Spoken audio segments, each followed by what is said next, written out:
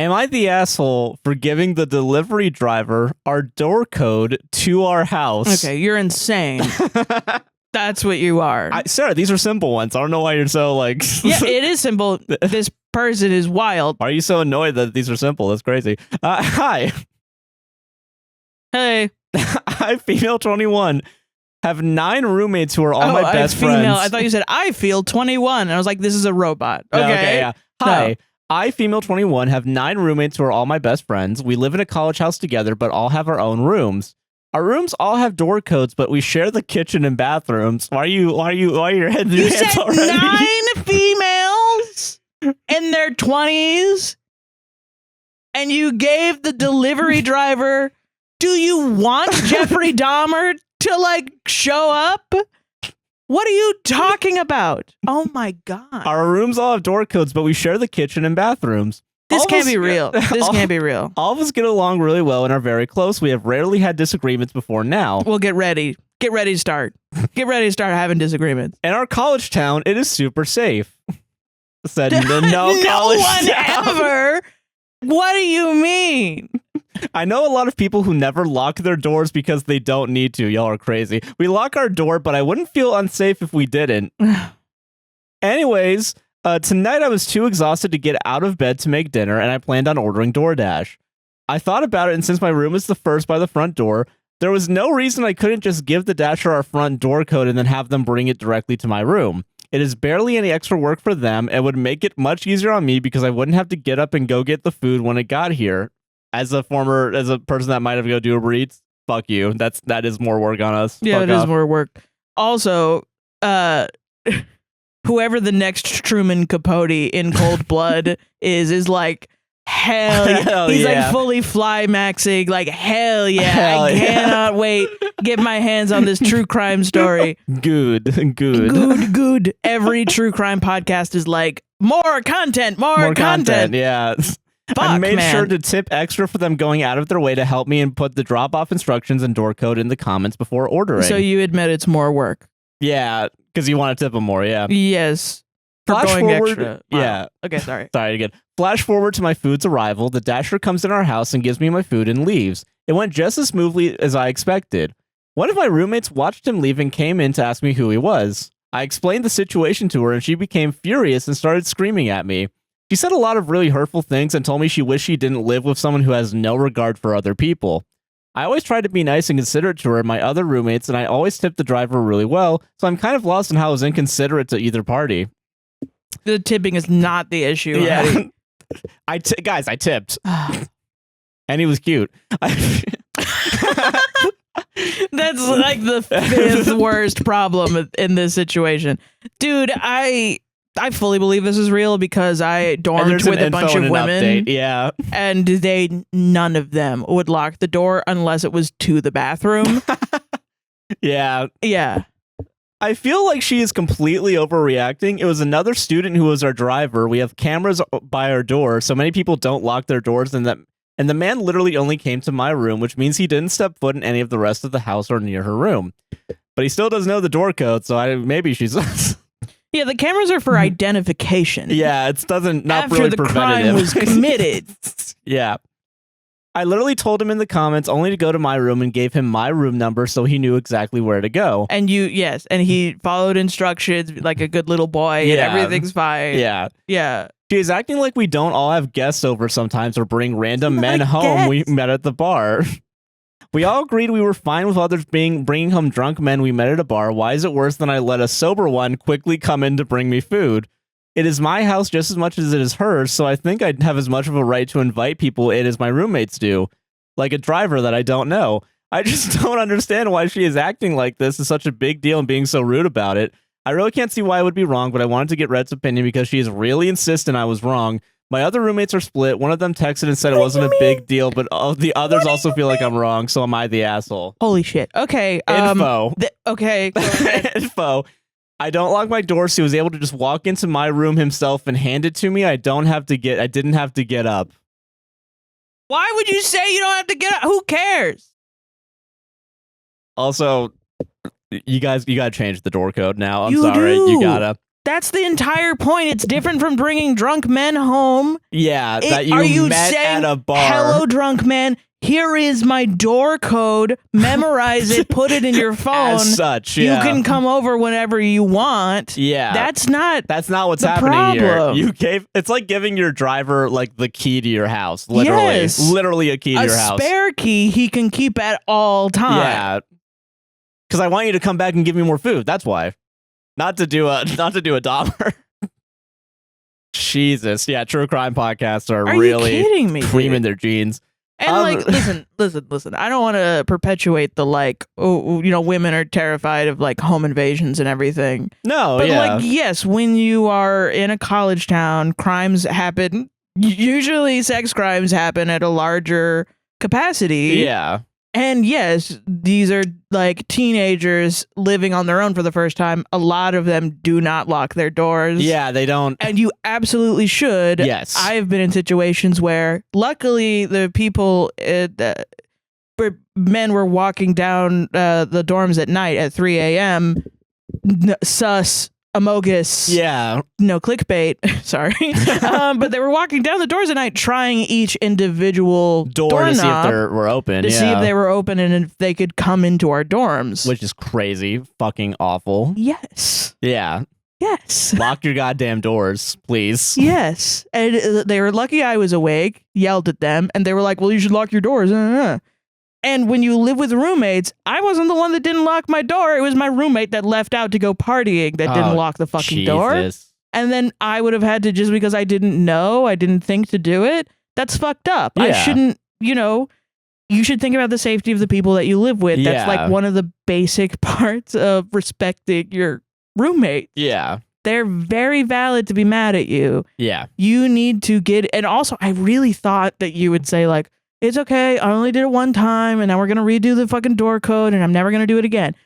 None of that was in there. You don't even think that you're a bad person. Yeah. I'm still mad. I get to be mad for 20 seconds before she absolves herself, okay? How dare you be mad before this update? Lock your doors, people. Yeah, the Death Grip song, yeah. Update. Thank you all for your honest feedback. Can't say I appreciate people telling me my roommates should kick me out or not tell me the code, but I appreciate everyone explaining to me the stupidity of my actions. I understand why I was wrong and have since apologized to my roommates. That's good. My roommate who yelled at me, Megan, and her best friend are still not speaking to me, even though I apologized and came around, but everyone else is. It's fine that they do that. It's okay. Making one mistake shouldn't be the end of a friendship, so I'm sure they will both come around. I think it was a lot harder to admit to myself I made a stupid mistake last night because I felt insecure when all my roommates turned on me. Yeah. I am working on it. Megan called the landlord last night and had him come and change the code, so that's not a worry anymore. That's good. That's very good. We also had a house-wide meeting and have made a list of definite rules and things that need to be run by each other so something like this doesn't happen in the future. That is great. I'm really sorry for my actions and I'm going to work to be more aware in the future. Okay, that's literally all you needed to do. Yeah. Thank God. Yeah, that is good, yeah. But it is scary. Your initial mentality was to dig in and not look at anything that you did is bad. No self-reflection, yeah. And that, I think it's valid that your roommates are mad at you still. Yeah, for sure. For digging in initially. Saying that's like, oh, it's just one mistake. It could be a potentially fatal mistake. Yeah, for sure. And especially being vulnerable young women is awful. Yeah, no, you need to be safe. You need to be safe in college. It is a big deal. Jesus, man. Oh, man. God. Safe college town is such an oxymoron. Maybe there are college towns out there in Neverland where everyone does their homework and no one does in Florida, a lot of cocaine. Listen, and goes out partying until 5 a.m. I've been on off-campus UCF. Listen, I don't want to fucking go there ever again. Even UCF, like I went to FSU. Yeah. And that was like, because like I'm saying like partying until like 3 a.m. And that's FSU. Yeah. Because like, yes, the bars closed at like 12, which is like way early. And I think the bars close here around like maybe 2. Yeah. Because FSU in Tallahassee is like a smaller town. Yeah. So definitely it's different for different college towns. Oh yeah, for sure.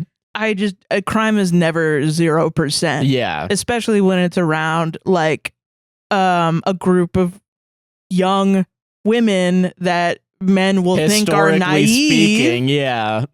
Yeah. have been preyed upon by assholes. Yeah. Yeah. Fucked up. And I'm not even thinking like other college dudes. I'm thinking about like grown ass men that hang around college towns to commit crimes against women. Yeah. Yes. Jesus, man. Yes. God. Yeah. Like, God. Can I tell this story? Okay. Fucking. Yeah. I think it was like 2015, 2014. It was, there was a study, a scientific study that had been published. And it, like, an article used this study as like are women more, like, less prone to having sex? Mm. And it was posted on like Reddit news or something. Yeah.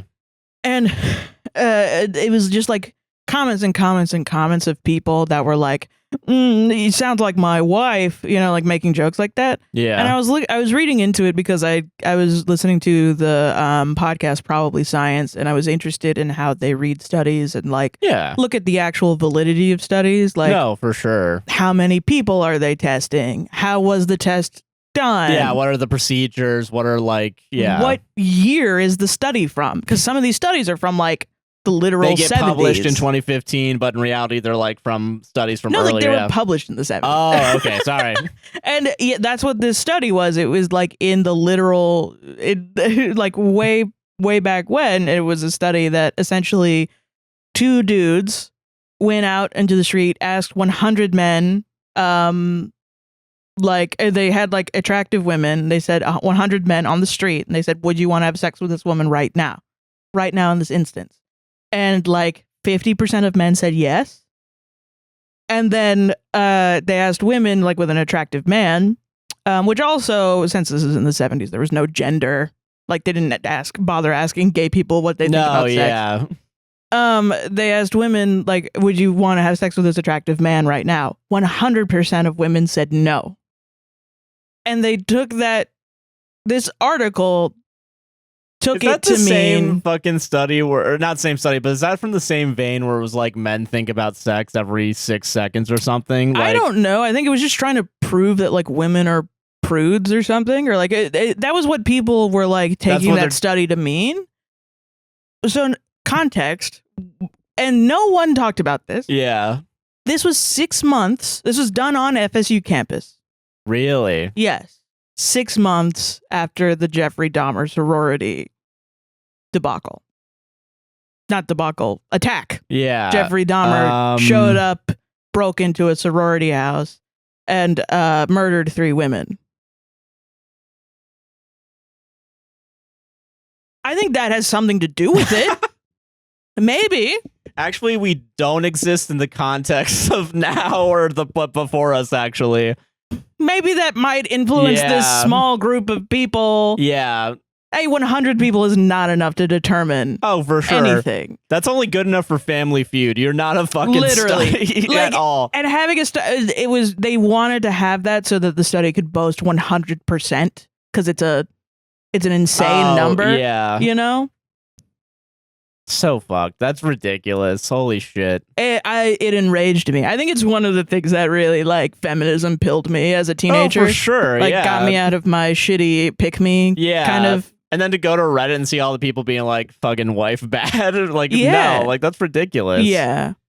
That sucks. I'm begging young women, and it sucks that it's on young women. And it really shouldn't be. Like men should not be the ones out committing crimes. There needs to be, like, there's a couple things that need to happen. Men need to be fucking told not to do this. Sex education needs to be more Men need to be held accountable for their crimes. Men need to be held accountable if they commit crimes. Yeah. Yes. Nah, I'm just going to keep DJing. I'm just going to keep DJing and put in Justin Bieber's Is It Too Late Now to Say Sorry? Did you not see that? I did not see that. Wow, what a fucking piece of shit. It was great.